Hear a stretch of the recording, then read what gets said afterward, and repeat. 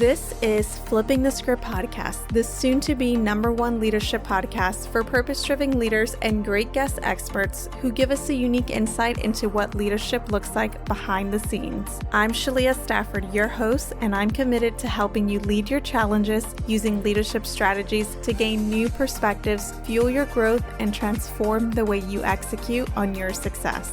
Welcome back, everyone. It's Shalia here. Do what you can with what you have, where you are. These are the words of Theodore Roosevelt, and today we're applying it to the evolving journey of becoming financially literate to create experiences, wisdom, and strategies for the next generation to DIY their generational health and become financially independent. We've all heard the advice: go to school, get good grades, go to college, get a degree, and hold a job so that we can successfully retire at 65 with 2.5 kids and a dog and a cat. Is there another way? And are we missing strategies that could help us maximize our work, our investments, and reduce our cost of living to retire early? Well, I am so excited to introduce our guest expert today who's going to help us explore this topic and what it really looks like to apply some of these new strategies in new ways and why it matters. Kofi is the founder of the 400-Pound Elephant, a personal finance company that helps young professionals achieve financial independence.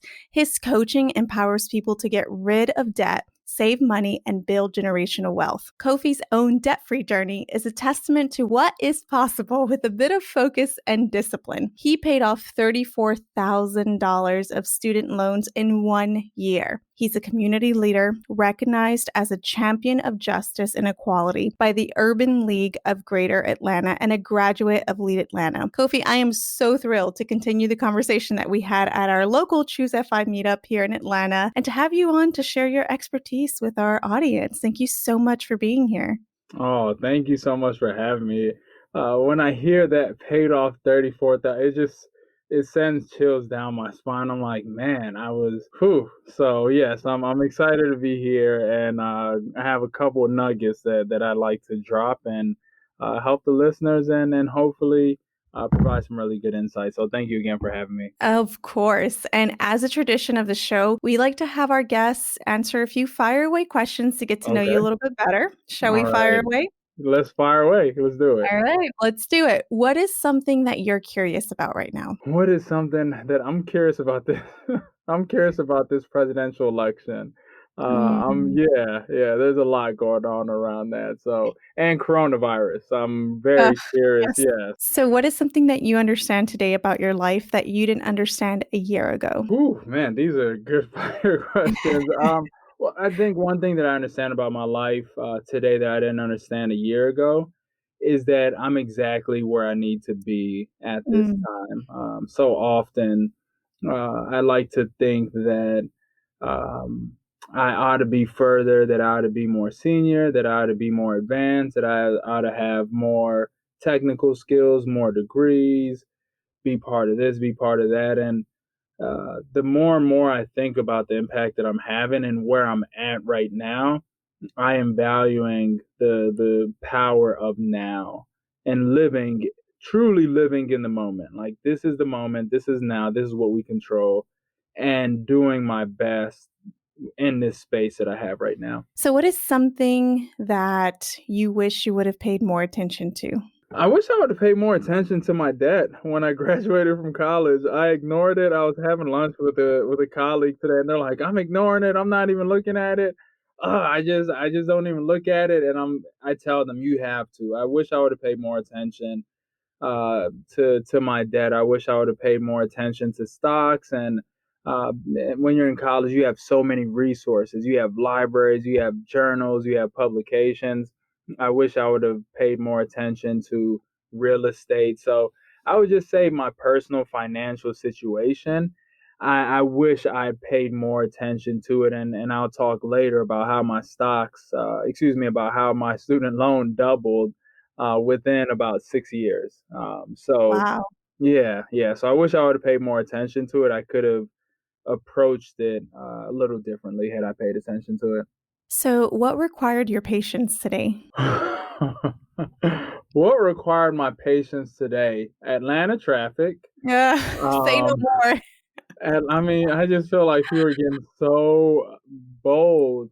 Atlanta traffic required my patience today. Working with people required my patience today, and understanding that people see things differently than I see it, and understanding their point of view, and understanding how things that I do come across to them.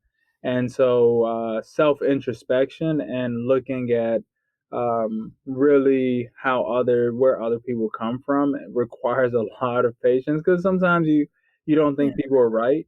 But I will say that sometimes I have to look at myself and say, hey, is what's going on here, and is the way that I'm approaching this the best way to approach it? And that takes patience for you not to just react, but to take time to think and respond. Oh, absolutely. It is a craft to hone. I'm working on it. I am working on it. So, what is your biggest day to day challenge?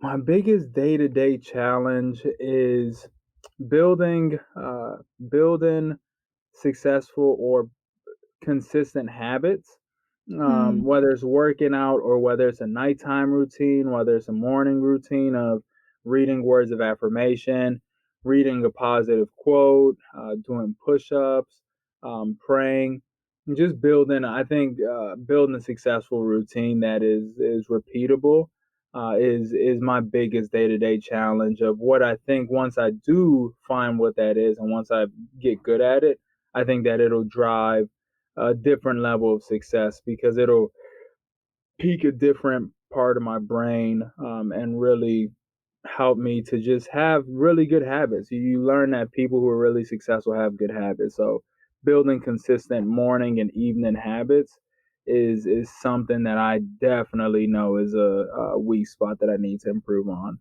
yeah, yeah. All of us. Tell us when you get that magic formula. Yeah, especially the morning. It's like, oh, waking up and thinking about everything. But people do more with less. And so I think people get their kids ready, they get their spouse ready, and it's just me. So it's like, hey, you have to hone this and get good at it before all those extra responsibilities come on. Yeah, that's great perspective. Yeah. So, speaking of perspective, what experience are you currently seeking to challenge or to support your growth? Do a lot with money. I do a lot with personal finance, and sometimes I don't get as much time with my family. I'm looking to invest and build and max out my 401k, max out my Roth. But an experience that I'm really looking to build is just getting out more. You can always make money, but you can't produce more time. And Mm, that time with my family, okay, yes, I spent $400 for a weekend to go see my family, but that rejuvenates me. It doesn't go towards a 401k. It doesn't go towards savings, but it goes towards memories. It goes towards experiences, things that we talk about when we get older. Just things that I think about. This time last year, I was with my little sister in Cleveland. So just aw, small things like that that I think about and I smile, just building more of those, regardless of price. Regardless of price. I love that. Okay, so if you had to break up your life up to this point into 3 chapters and give each chapter a title, what would they be? So three chapters. First chapter would be discovery and confidence. So being an immigrant, moving here from Ghana, being different, having an accent. I was discovering and I was learning my surroundings in a new way. The second chapter would be education. So the second chapter is your schooling, your college, things of that nature. And then I think the latest chapter three, would be mental and spiritual growth. Hmm. Um, Coming to understand energy, positive energy and negative energy, and how that affects the mind, how that affects things that we think about, how that affects things that we put into our body, right? If you listen to negative messages, that's what your mind thinks about. That's what your mind is built around. That's what it gives life to. Same for your spirit.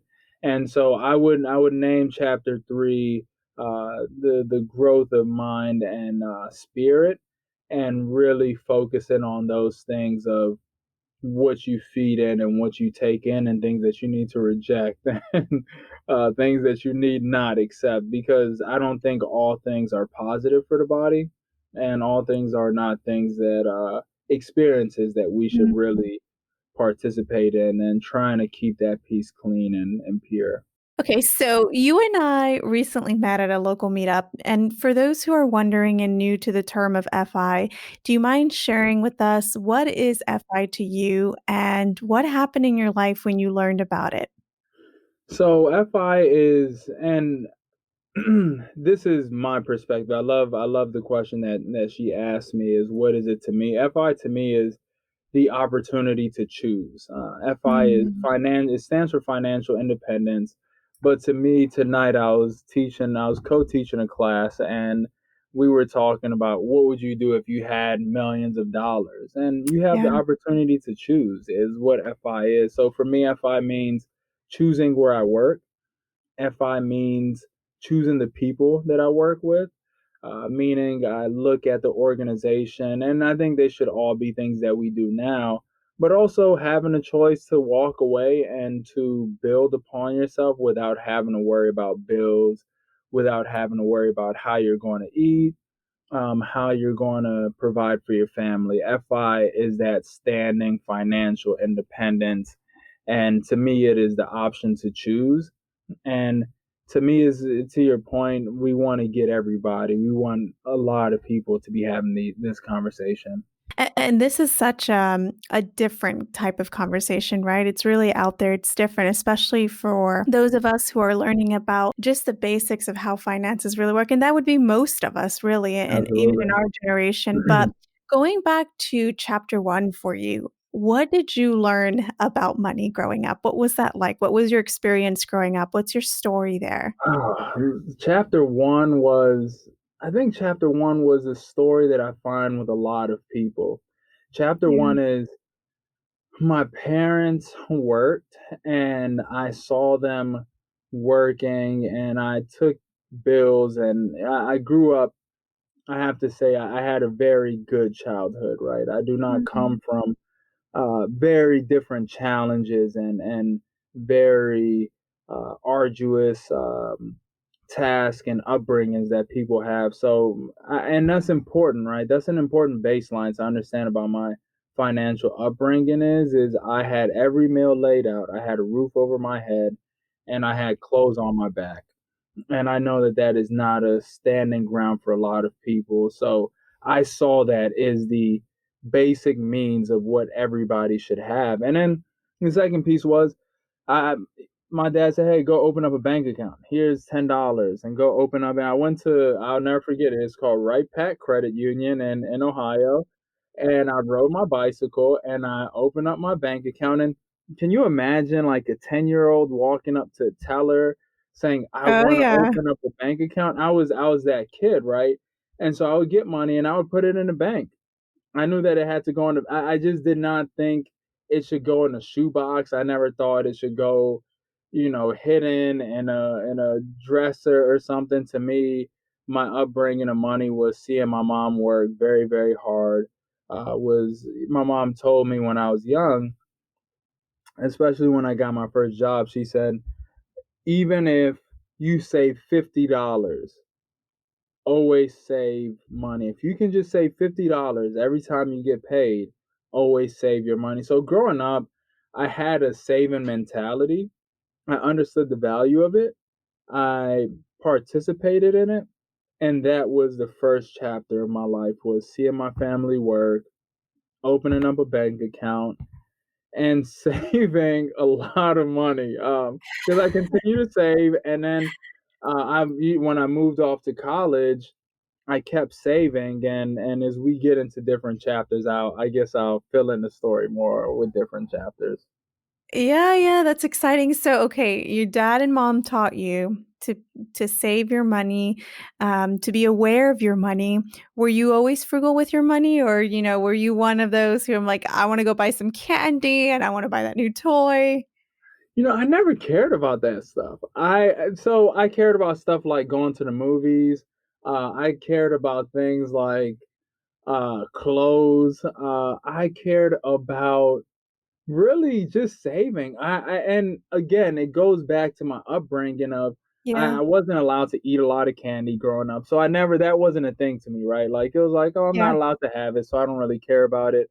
Yeah. Toys, I grew up with a lot of my friends, so we played outside with each other a lot That's more. awesome. We were outside riding our bikes, staying out later than we should, going to carnivals. So for me, I think that I was an early investor. If you could think about like I put my money in the bank and I set it and I forgot about it. And Wow. it accrued some good interest.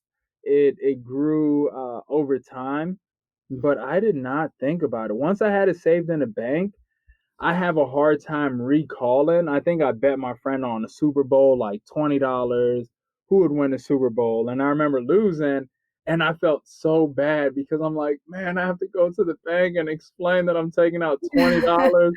And I felt horrible. I mean, I just felt like I had done the worst thing ever and taken out this money, but I never did it. I never took out Yeah. money. I Yeah. never took it out. So that was a big deal to me. So yeah. How old were you when you got your first job? I was I think I I think I was like I'm pretty sure I was 15. I remember there were questions of how old is he? I'm yeah, my first Okay. job, yeah, I was Yeah. 15. My first job was at a place called Yankee Auto Bath, washing cars. I worked driving cars out of the car wash and washing them, cleaning them, vacuuming them. In the summer, I worked in the winter. That was my first job. Okay, so you had a good foundation to get you started, Yeah. and you're 15, you're rocking and rolling, you're living life. You got your first job, you got your own money coming through. You're getting close to this next season of your life where you're really thinking about college and what Mhm. that's going to mean and what you're going to do. What did you choose to study and what was your path like in paying for college? And I know this is a part where debt really played a big part in your life. Tell us more about that understanding, because I can't even imagine what it was like to you seeing what that bill was, or I know you said at the end of the day you weren't even really looking at it. I What wasn't. happened? I know. I was like financially savvy. What happened? Yeah. That's probably the most that's probably one of the best questions is to figure out what happened. So yeah, so and mind you, I'm working at a car wash, so I'm getting cash. I'm getting tips in cash. And I lived in a nice neighborhood. So they were tipping me well. There were people from the high school that I knew that were tipping me. So going to college, I went to community college. I have to say I didn't take high school very serious. It just didn't. My friends were like so serious about getting good grades, and I'm just like, whatever. I passed. Like, I didn't. Yeah. And I once I realized, okay, you can't get into a lot of good schools because you didn't take high school seriously. In college, I took some of my core classes, English, math, philosophy, and sociology. And then I like took the sociology class 101 and I really enjoyed my professor. I had a really great relationship with her. She came to my graduation. We still were in touch to this day. So really I think for the first time in my life, I was good at something. I got A's in a class and I got them on a college level, and that gave me a lot of confidence. And then I saw a lot of merit, right? When you're in Yeah. college, you don't think about, okay, when I graduate, I'm going to make this much money with this degree. That just was not what they were talking about when they were scheduling your classes. So I was a sociology major. I enjoyed radio. I enjoyed sports. I enjoyed talking on the radio. So I had a telecommunications minor, and I figured, okay, well, if my job is a high powered, so the goal was to go to law school to become an attorney. And if Okay. that doesn't work out, then I'm going to work for ESPN, and I would network and I'll meet people that work for ESPN because I was in Connecticut and that's where they're headquartered. And I say, okay, well, if that doesn't work out, I'm going to be a sports broadcaster for college football. And so yeah, that was my journey. Was I just did well in a couple of classes. I had good relationships with the same professor who taught all those classes. So I'm getting these A's, and then I transferred to Bowling Green State University, where I finished up my undergrad in Ohio. And I look back at my college letters and scholarships, and they did a very interesting thing. They gave me a sizable scholarship, but to the listeners, as your kids are getting scholarships and as you're applying, always think about, if they give you a scholarship, the one contingency was that I could not apply for in-state tuition. Hmm. And that, when you're that young, you don't understand what it means, right? It doesn't hit you until afterwards, until about I went to go apply for in-state tuition. I lived in Ohio for a year. I moved, and they were like, no, so if you do this, you have to forfeit this scholarship. The Wow. reality is the scholarship, I paid about double for out of state tuition, and the scholarship was not that. It was like maybe $5,000 or $8,000. And so I ended up taking out of state tuition because I thought I was saving all this money with this scholarship that I had. So there's small things like that that I really learned from, that I advise people on, is to apply for scholarships. That is probably one of the biggest mistakes that I made. I remember so many people would email me scholarships that I should have filled out, but I'm like, you know what? It's so competitive. People are smarter than me. They write better than me, and I just never tried. And I psyched myself out, but somebody else didn't psych themselves out. Somebody else believed in them.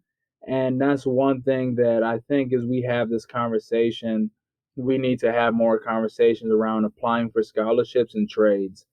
People have skills, they're smart, they can start businesses, they become entrepreneurs without the high price tag of college. So that's one thing that I often think about. And so you completed your degree and you get the bill. Yeah, yeah. Take us there. What was that like? What was going through your mind, and what had you prepared a job at this point that was gonna cover the cost? Did you Nope, know what was next in life? Did you no, know how you're No. It's okay. no, Walk no. us through that moment. So I got the bill, and I felt like I was gypped. So I got the bill. I went to college in Ohio, and then I moved to Atlanta, and I plan on going to law school. So I said, well, you know what? I always wanted to work in nonprofits. That was always my goal, was to work as an attorney doing pro bono work for the people. And so I applied for jobs for um, nonprofits, and I kept getting no's. And so I took my first job as a security officer. I worked Wow. security, and at nighttime I would study. During the day I would study for my LSAT, and then at nighttime I go into work and I do my LSAT studies. And that that to me, I think, was the point where I stopped paying attention to it. I felt like I was supposed to. You get the dream. People sell you the dream. You go to college, you get good grades, and then you graduate to a high paying job, and you don't have to work at McDonald's. And I'm like, okay, but when I think about it, I felt gypped. I felt like I had done all these things, and then I felt like I was being punished, and I felt like I Hmm. was not the recipient of all this stuff that people had talked about for so long. And I felt like, you know what? You didn't repay me on what you said you would do, so I'm not going to pay this back. Like, whatever. Yes, honestly, I would hear about, debt forgiveness, and I'm like, you know what? I'll get my loans repaid. But I just did not. I was in a place of pain. I was in a place of shame. I was in a place of seeing my friends and my colleagues do very well in their career, traveling, and I felt like my college degree was supposed to provide all of that for me. So initially, the only thing that I did was I paid, I think, about $1,500 over a couple months to get my bursar bill. So I still owed money for classes that I hadn't finished paying for. And I just said, you know what, I'm going to pay that. I'm going to get my degree, and then I'll figure out the loan thing later. But when I think about it, I think the core of it and where the debt came from was feeling like I did not get what I felt was owed to me. I didn't get the return on investment.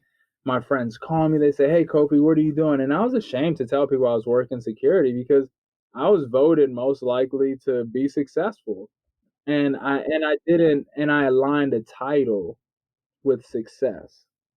I didn't align purpose with success. And so to me at that point, I say, you know what?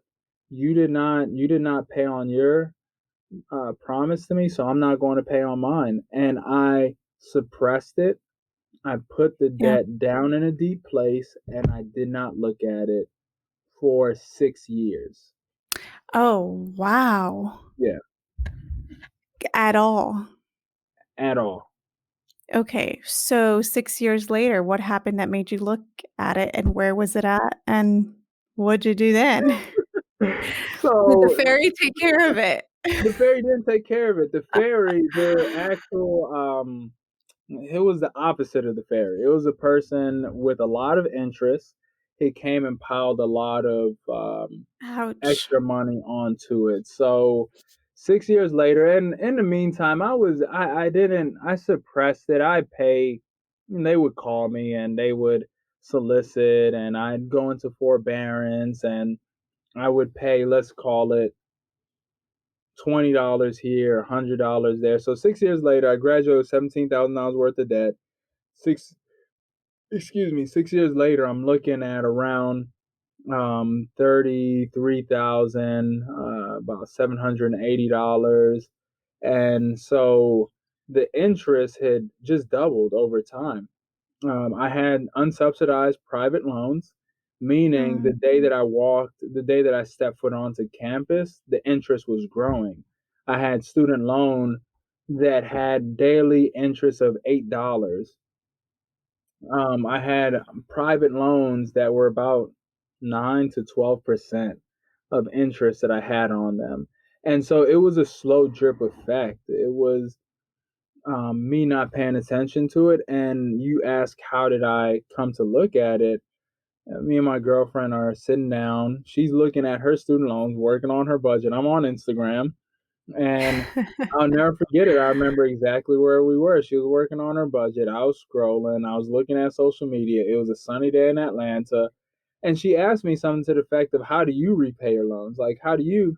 And I was just kind of like, oh, that? And I don't really pay attention. And I remember I joked about it, but I was really ashamed. Like, I was embarrassed Yeah. at the fact that I didn't know it. And she said, "Well, how much do you have saved?" And I was like, about $30,000 saved. I was working in sales. I was pretty good going back to saving. I was good at that. Yeah. She said, "If you have so much money saved, why don't you just pay off your loans?"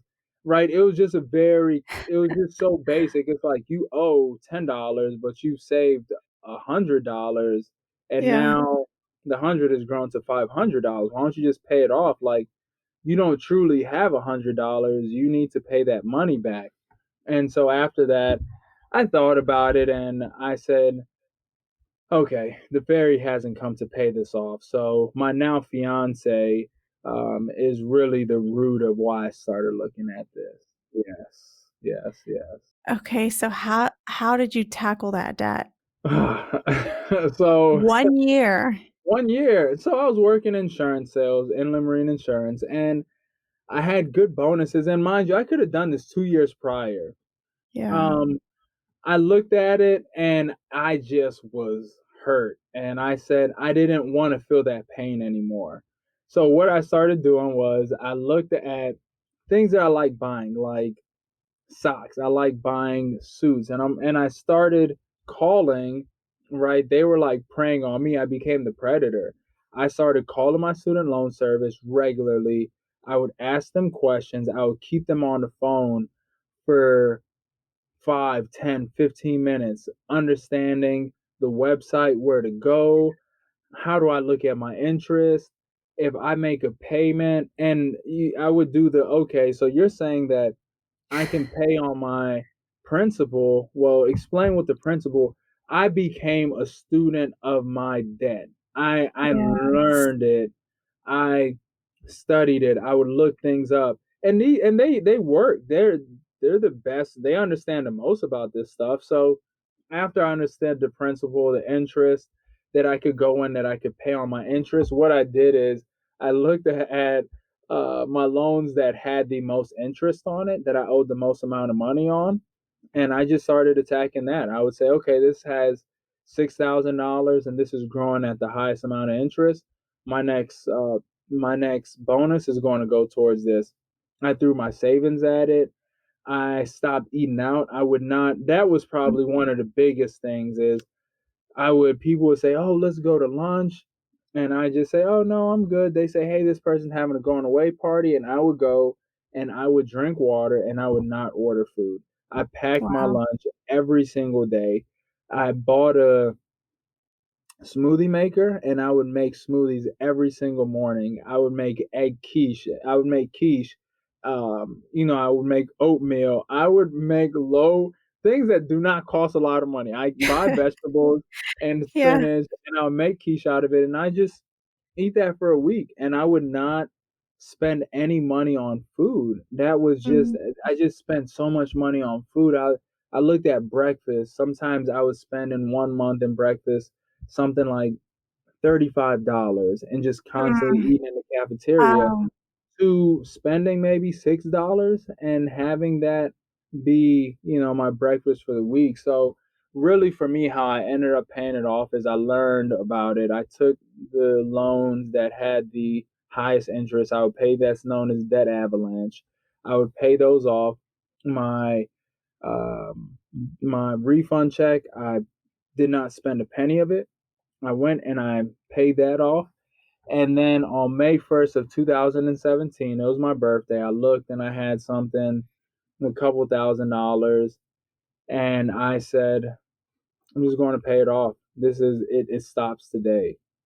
It stops today. And I went in and I text my friends. I said, hey, I'm going to pay off my debt today, and I just paid it off.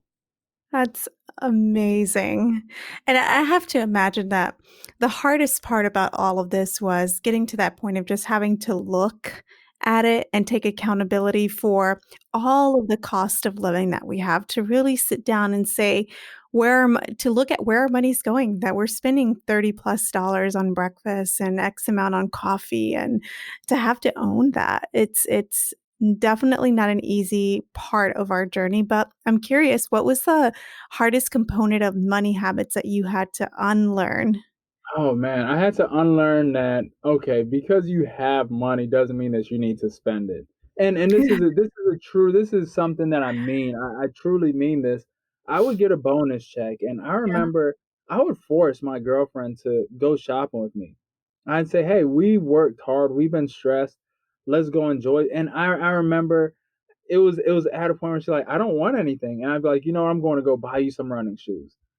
I just Hmm. felt like I had it and I would save it, right? So I would save, let's say I save 90% of it and I take 10% and I'd shop with 10%. That was probably the Yeah. biggest habit. And one other thing that I did is I ended up getting a roommate. I had a 2 bedroom and I said, this would be a lot cheaper if I had a roommate. So I just talked to some people and somebody said, hey, I heard you're looking for a roommate. And they came with a dog. I'd never owned an animal before. That came with everything that I didn't know about having an animal. So I did cut my expenses. I shopped my Nice. cell phone bill. I cut that down drastically. If I could have, I would have used my work cell phone as my primary cell phone bill. I put up all my credit cards, and I did not use my credit cards in that entire year. But the biggest money habit that I had to unlearn was that because you have it doesn't mean that you have to shop with it. You can save it, you can invest it, you can do a lot of Yeah. things outside of shopping. And because I was always really big at saving, I had Yeah. to unlearn the idea of I deserve. To me, I don't think now in 2020 I deserve. I think about my future. I think about my money differently. So instead of, what, Yeah. I deserve a new pair of shoes, or what, I deserve a new suit. I think about my best friend. His son turns 5. His daughter turns 1, and later on this month. And instead of buying them clothes and toys, I'm just going to buy them stocks. I'm going to buy Yeah, them that's stock every awesome. single year. And I just had to unlearn the me part of it and Yeah. think more about my future and how to set that up. And that was So all. where do you think the mentality of "I deserve" comes from? Because some will say it's part of the instant gratification culture or it's consumerism, or do you think it's just the lack of strategy towards that bigger picture? Is it a lack of tools and resources? Where do you think most of our mindsets in the early phases of our year, I would say most of us go through that? Yeah. I think it's all the above. I think it's all the above, Mm, right? So part of it is consumerism, so social. I remember I got to a point and I remember my dad said, "Well, you're in middle management now. You really need to get a new car to reflect, your uh, position." And I remember I thought about that and I thought that was the craziest thing. Like, you mean to tell me I should go take on a loan to prove and to show people that I've reached somewhere in my it to me really that's where it comes from. You need to start wearing a nice suit. You need to get at least 3 tailored suits now that you have this level of seniority within your career. I think it's culturally and I think it's habits. I think we see our friends moving into the nicer part of town, getting the nice, expensive high rise apartment. I think it's socially, you see people around you enjoying life to a degree that you think about the challenges that you face daily and you think about how do I treat myself, right? Because self care is very important. But self care can be a massage. Self care can be taking yourself to a very nice dinner. I don't think self care is necessarily reflective of buying a 40, $60,000 car. Honestly, goodness truth, a good friend of mine a couple years ago bought this brand new Infinity. It was like $50,000. And to this day, he says that's his biggest regret. He said it is his biggest regret because he's still paying it, and he could have gotten a Accord, he could have gotten something in cash, and he would not have. You pay for that so many times over in the life of the loan, um, yep. and so I think that piece is socially what we see and socially what we come to accept and learn that hey, you know what? I do deserve a new suit. I do need to show that I'm in this place. I'm deal with a lot of stress. I do deserve to get get a new place, move on to a new part of town, buy a new car, and in that process, you're learning, you're building bad habits and you're letting a lot of money go because you're really paying for a lifestyle that maybe is not conducive to your future. Maybe for the future you want to save up for a house, but instead of paying for that house, you're now paying on this car loan.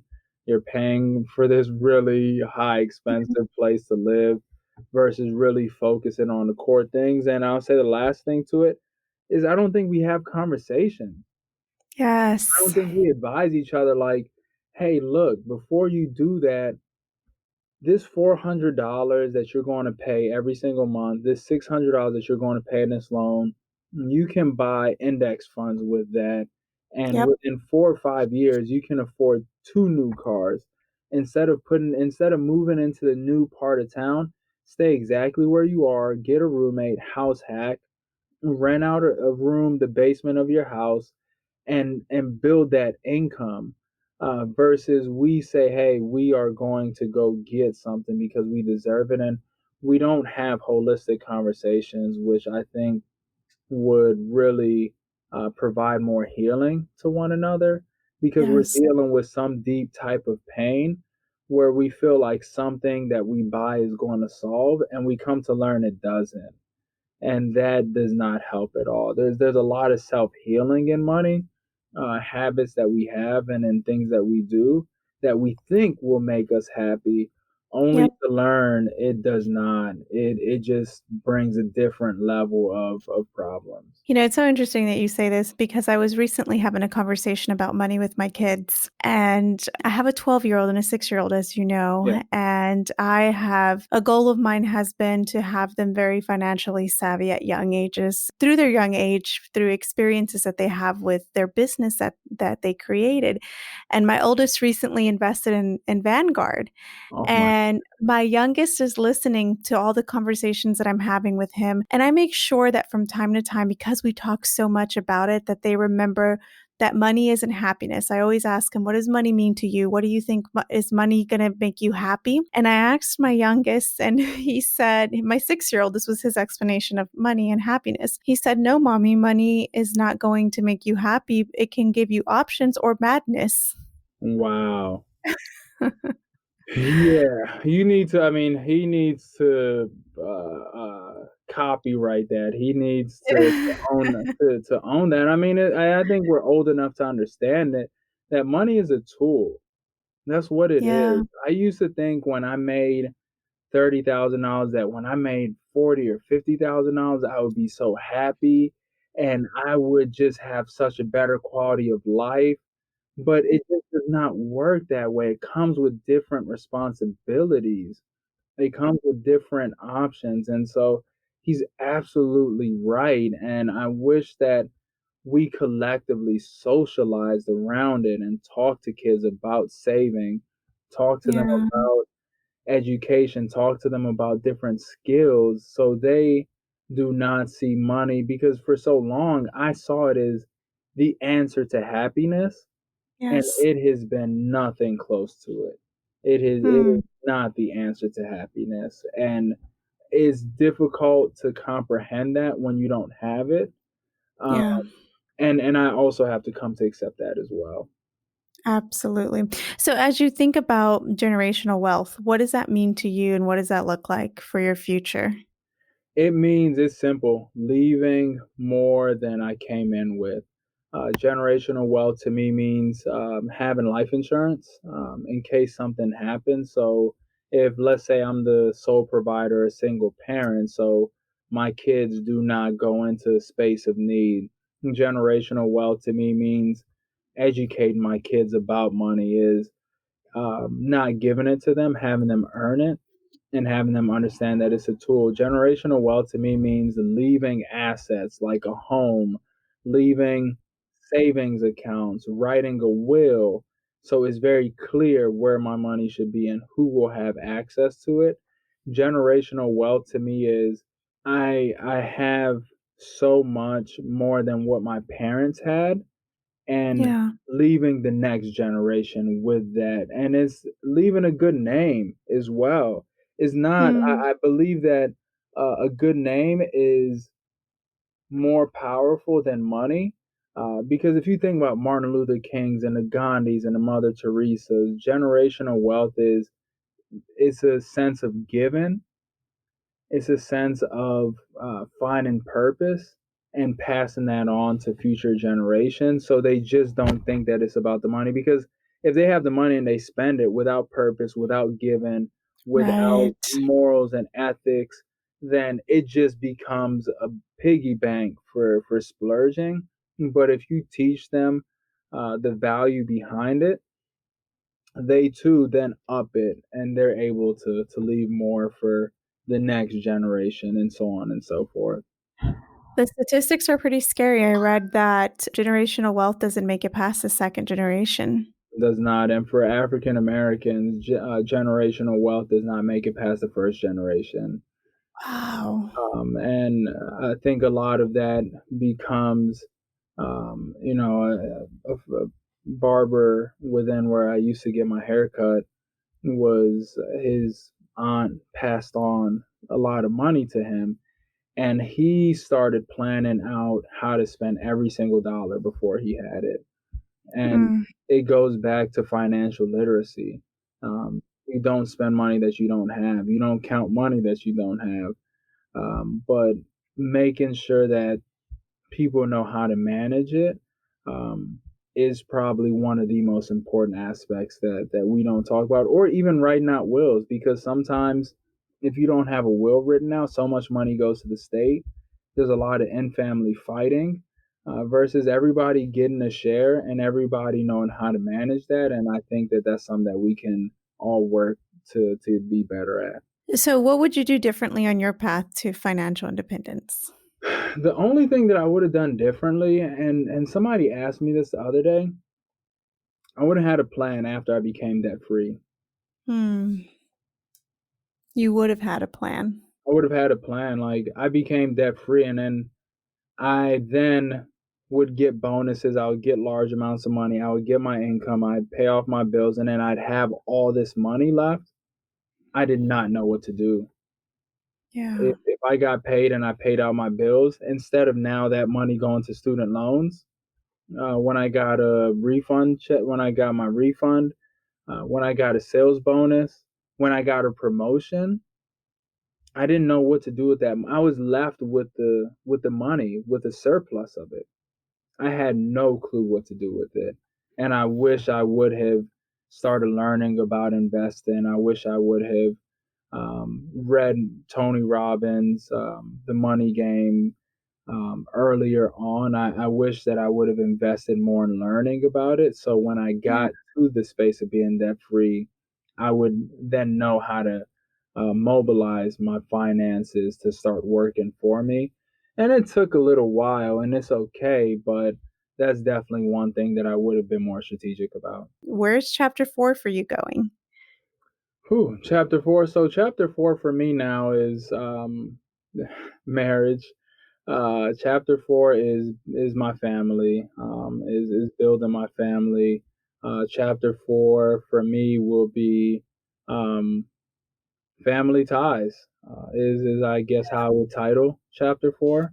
Is starting to build with my soon to be wife, paying off her student loan debt, and then really coming to own all of our income, giving back in a way that we love. I always say, honestly, I wish I could give it all away. I really do. Like, somebody, it was an icebreaker. What would you do if you got $1,000 today? I'd give it away. I really wish I could give it all away, because you can't take it with you. Like, none of that matters. So the first part of your career is about building success, and the second part is about creating impact.